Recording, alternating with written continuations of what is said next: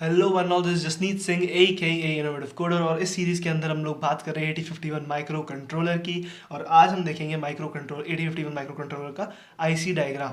तो यार 40 pin IC होता है ये। पहली बात तो इंटीग्रेटेड सर्किट 40 पिन्स का होता है। कौन सी 40 पिन है रटने की ज़रूरत नहीं है, पूरी की पूरी 40 पिन आपको ऐसे एक्सप्लेन करूँगा इस अगले 5 या 6 मिनट में आपको पूरी 40 पिन याद हो जाएंगे। ठीक है, कल एग्जाम है, फोड़ के आओगे, गारंटी मेरी है। तो कैसे होता है देखते हैं।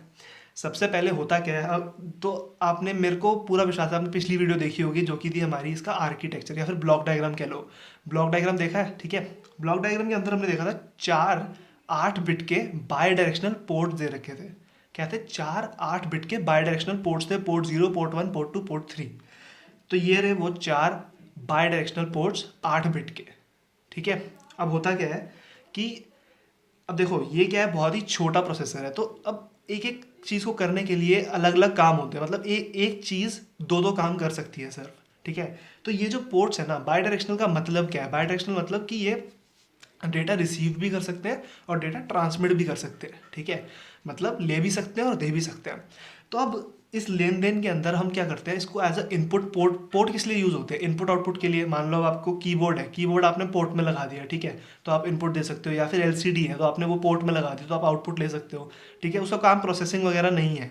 तो अब क्या कर सकते हो आप, इसके अंदर क्या होता है हमारे पास, पोर्ट्स के अंदर साथ में ये यहाँ पर पोर्ट 0 के अंदर हमारे पास एक मल्टीप्लेक्स बस लगी होती है। अब मल्टीप्लेक्स बस क्या होती है? अब अगर आपने 8085 की वीडियोस देखी हैं तो आपको पता होगा कि मल्टीप्लेक्स बस क्या होती है। नहीं देखी तो मैं बता देता हूँ। मल्टीप्लेक्स बस होती है जहाँ पे एक ही बस मल्टीपल काम्स करती है, काम करती है। ठीक है, तो मतलब कि यहाँ पर क्या है हमारे पास, AD0 से लेकर AD7 तक, मतलब एड्रेस भी करेगी और डेटा भी करेगी ये वाली बस। तो हमारा A0 से A7 तक और D0 से D7, मतलब 8 बिट का डेटा और 8 बिट का एड्रेस यहाँ से ट्रांसफ़र हो सकता है पोर्ट 0 से। पोर्ट 0 का अपना इनपुट आउटपुट तो है ही है। अगर आपको नज़र आ रहा है, अच्छा हाँ आ रहा है नज़र, ठीक है।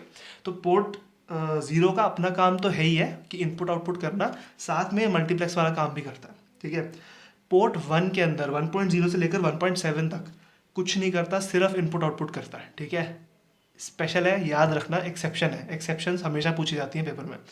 तो पोर्ट 1.0 से पोर्ट 1.7 तक सिर्फ इनपुट आउटपुट, कुछ नहीं उसके अलावा। ठीक है, पोर्ट 2.0 से पोर्ट 2.7, A15 टू A8, मतलब A8 टू A15 होता क्या है कि एड्रेस बस। अब एड्रेस क्या होती है हमारे पास, एड्रेस 16 बिट का होता है। ठीक है, मेरे को लग रहा है अगर आपने शुरू से वीडियोस देखी हैं 8085 की तो आपको पता होगा कि एड्रेस हमेशा हमारा 16 बिट का होता है, डेटा 8 बिट का होता है।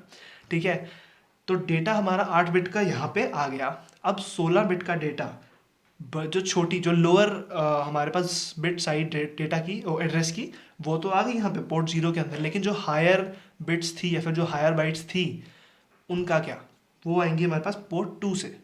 ठीक है, अब बचा पोर्ट 3। पोर्ट 3 का क्या है? पोर्ट 3 के ना स्पेशल फंक्शंस है, मतलब ऑल्टरनेट फंक्शंस कहते हैं एक्चुअली इसको, कि इनपुट आउटपुट का काम तो करता ही करता है लेकिन हर एक बिट पे अलग अलग फंक्शन लगा होता है। वो फंक्शन देखते हैं क्या होते हैं। ठीक है, 8 फंक्शन है, बहुत सिंपल, याद रखने की जरूरत नहीं है, हो जाएंगे 2 मिनट में। करते हैं कैसे होगा, देखो। सबसे पहले क्या है, P3.0 0 से स्टार्ट होता है, ऑफकोर्स सी बात है, प्रोग्रामिंग कर रहे हैं, प्रोग्रामर्स है तो सब कुछ 0 से स्टार्ट करते हैं। ठीक है, और 8 है तो 0 से लेकर 7 तक जाएंगे ये। तो 0 पे क्या है, रिसीविंग और ट्रांसमिशन। जो हमने सीरियल पोर्ट देखा था ना पीछे, वो यही है एक्चुअली। तो सीरियल कम्युनिकेशन के लिए हम करते हैं रिसीविंग और ट्रांसमिशन। तो डेटा रिसीव हुआ या फिर डेटा ट्रांसमिट हुआ, वो यहाँ पे होता है 3.0 और 3.1 पे। उसके बाद 2 इंटरप्ट्स होते हैं, हमने बात की थी कि 5 इंटरप्ट्स होते हैं, उसमें से 2 इंटरप्ट्स ये होते हैं हमारे पास। ये हमारे पास होते हैं एक्सटर्नल हार्डवेयर इंटरप्ट्स, INT0 बार और INT1 बार। ठीक है, ये होते हैं 3.2 और 3.3 पे। अब मेरे को लग रहा है कि आपको बार का मतलब पता होगा। ठीक है, तो बार का ये मतलब होता है एक्टिव लो, मतलब कि वो तभी एक्टिव होंगे जब लो सिग्नल आएगा। लो सिग्नल मतलब जीरो आएगी, जीरो वैल्यू। ठीक है, उसके बाद 3.4 और 3.5, इस पे क्या है, T0 और T1, हमारे पास 2 टाइमर थे पीछे, तो ये उनकी बिट है। ठीक है, T0 और T1, जब भी हमारे पास इस पर अगर 0 आएगा तो पता है कि वो काम नहीं कर रहे टाइमर। ठीक है, अभी हम आगे और भी चीज़ें देख रहे होंगे, Tmod, Tcon, तब आपको पता लग जाएगा कि ये क्या होती हैं बिट्स। ठीक है, उसके बाद क्या है 3.6 और 3.7। 3.6 में क्या है, रीड बार और राइट बार।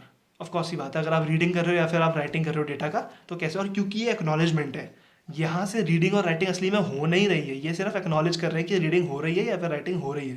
ये सिर्फ एक्नॉलेजमेंट है, इसलिए ये दोनों बाहर की तरफ जा रहे हैं। ठीक है, मतलब कि अगर आप 8051 माइक्रो कंट्रोलर हो तो आप बाकी डिवाइसेस को बता रहे हो कि भाई अभी रीडिंग हो रही है, अभी राइटिंग हो रही है। ठीक है, ठीक है।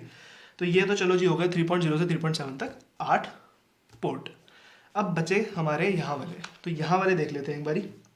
अब इसमें क्या होता है कि ये दो हैं XTAL1 और XTAL2। इसके बीच में लगा है हमारे पास क्रिस्टल ऑसिलेटर। ऑफकोर्स ही बात है, अब 8051 हवा पे तो चलेगा नहीं, ठीक है, तो इसके लिए उसको एक क्लॉक पल्स चाहिए ही चाहिए होगी। तो वो क्लॉक पल्स प्रोवाइड करेगा क्रिस्टल ऑसिलेटर ये वाला। ठीक है, यहाँ पे जो क्रिस्टल ऑसिलेटर है वो प्रोवाइड करेगा, उसके दो पोर्ट हैं XTAL1 और XTAL2। उसके बाद हमारे पास एक रीसेट है।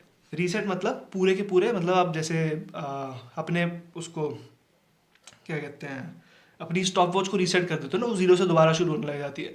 तो ऐसे अगर आपको रीसेट करना अपना ये 8051 तो रीसेट भी कर सकते हो इस पिन से। इसके बाद क्या आ जाता है हमारे पास ALE। ALE अगर आपने 8085 देखा है, आई एम डैम श्योर आपको पता ही होगा ALE होता क्या है, एड्रेस लैच इनेबल। ठीक है, PSEN बार और EA बार इन दोनों को अभी के लिए छोड़ दो, अभी के लिए इनको रख लो बस मेमोरी के अंदर, इनको याद, इनको हम बाद में देख रहे होंगे क्या होते हैं। उसके बाद ऑफकोर्स ही बात है VCC और VSS, जो कि हमारा ग्राउंड वैल्यू, मतलब हाई और लो वैल्यू, 0 और 1 ग्राउंड वैल्यू। ठीक है, तो ये है। और इसके बाद यहाँ पर एक्सटर्नल रैम और एक्सटर्नल रोम, जो कि हम अगली वीडियो में बात कर ही रहे होंगे। So that's all for this video. ये था हमारा 40 पिन IC। अगर तुम्हें वीडियो पसंद आई तो प्लीज़ लाइक कर दो, शेयर कर दो और सब्सक्राइब कर दो चैनल को। Thank you.